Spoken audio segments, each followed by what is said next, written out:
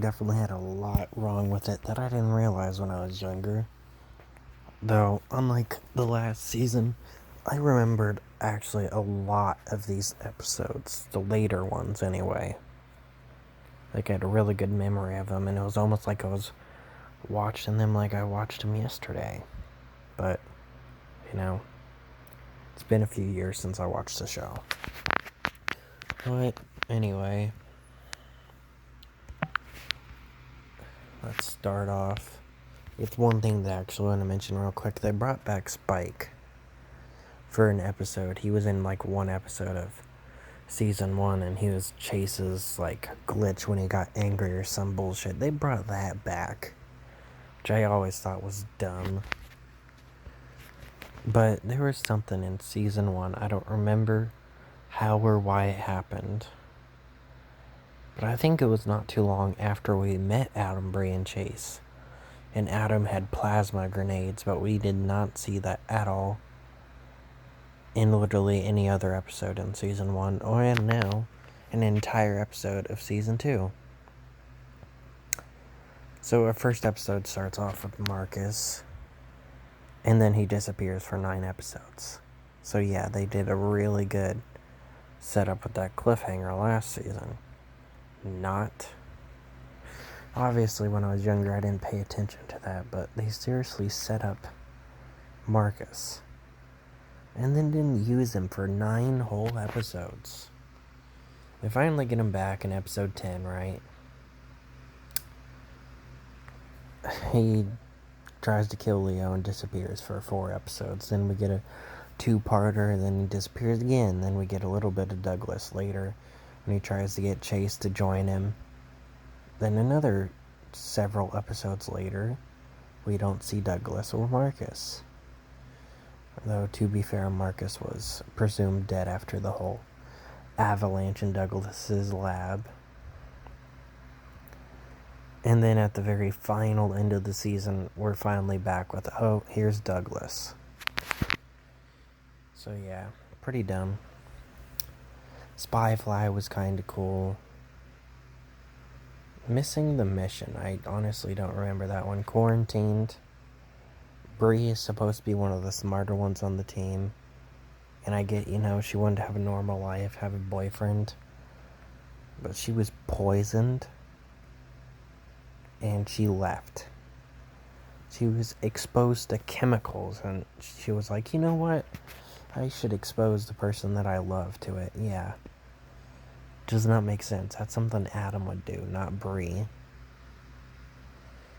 Robot Fight Club was pretty cool. Though, I thought it was dumb that they tried to introduce Bree's friend to, I think her name's Caitlin, that she has glasses. And that's why she didn't see the bionics, even though she's never wore glasses in the show before. She was introduced in season 1 in like one of the first episodes. Like, I think it was like episode 3. We're just now finding out about her glasses. I don't like how they went from her being a kind of funny character to just being a weirdo. Like, back in season 1, she was kind of funny. She had like one good joke that I liked.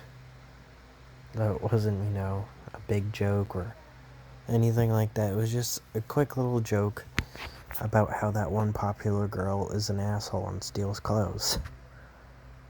Where she was like, well, she's just borrowing her clothes, and the delivery of it was good, where she said, no, she is not. And then after that, she's just a weird stalker who falls in love with any boy she sees. It's like a big character change for a side character that we hardly see. Throwdown was kind of cool. Got to see a bit of a softer side of Adam. It didn't really last long, obviously. Parallel Universe was cool. Though a major time thing changed and they acted like it was nothing. Because Leo apparently gets with Janelle and then he ruins it. Because he misses the movie. But,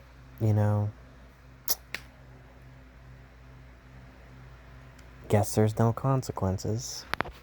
Spike's Got Talent, already really talked about that one. Leo gets him angry after he wants to get revenge on Chase for some dumb reason. And Spike comes out. I already talked about Leo versus Evil. Hole in One. Now this is when I start to remember the episodes. Like, a lot of these I remember. Like, before I rewatched them. Hole in One was this episode where Adam sneezes and he accidentally uses his lasers, which I think is a dumb plot-wise, really. I mean, yeah, Adam's dumb. But the whole point of them is that, the reason they went to school was that they had started to learn to control their bionics. But he sneezes and he loses control of his bionics. After like a whole season of going to school, that makes sense. Davenport leaves Adam with his credit card and checkbook. So Adam buys a monster truck. The Bionic 500, that was a racing one, I'm pretty sure. It's kind of boring. Just, rich dude. He's loud. Davenport don't like him. The end. Memory Wipe. That one was kind of cool. I remember that one too. Avalanche. That's where we finally get Douglas back. And then he disappears for the rest of the season until the final episode. Add 'em Up, Lava Drama. Haunting of Mission Creek High. That definitely seemed like something Perry would do. Though I think it's weird that we've never seen it before. Or at least have it mentioned.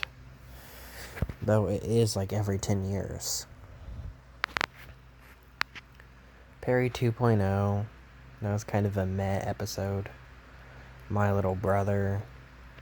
Prank You Very Much. We get the grandma back. 'Twas the Mission Before Christmas. I had a problem with this episode. And it wasn't directly about the episode. It was just kind of a meh episode. It is the fact that we have heard back in like season 1 that they've never experienced Christmas, Halloween, birthdays, and there's even a little joke where Tasha said, have they even had a first Christmas? Do they even know who Santa is? And Bree goes, what's a Santa? And then Tasha has like this shocked look on her face. And she's kind of mad at Davenport. So this is technically their first Christmas ever in the show, but they just kind of treat it like they've had Christmas before. I thought that was dumb. Trent gets gold. Trent gets to become the PE teacher without anything. I mean, they've had Perry do some, outrageous shit in the school. But from what I'm pretty sure, you have to have a college degree to teach at a school, even if it is a PE class. So I don't get how Trent was able to just show up. No going back, so they use their bionics in school to save Perry. And then Donald gets robbed by Douglas, so he has no money, so he can't pay off Perry. So she just takes a few things and leaves. And then the season ends with another cliffhanger. Ironically, it is also about Douglas. Though I guarantee they probably won't do much with it, just like they didn't with this season. And I have noticed something else about this show that I didn't really notice last season. And that's that they barely use 2 of the main characters. At least I think they're the main characters. One of them technically isn't a character, but whatever.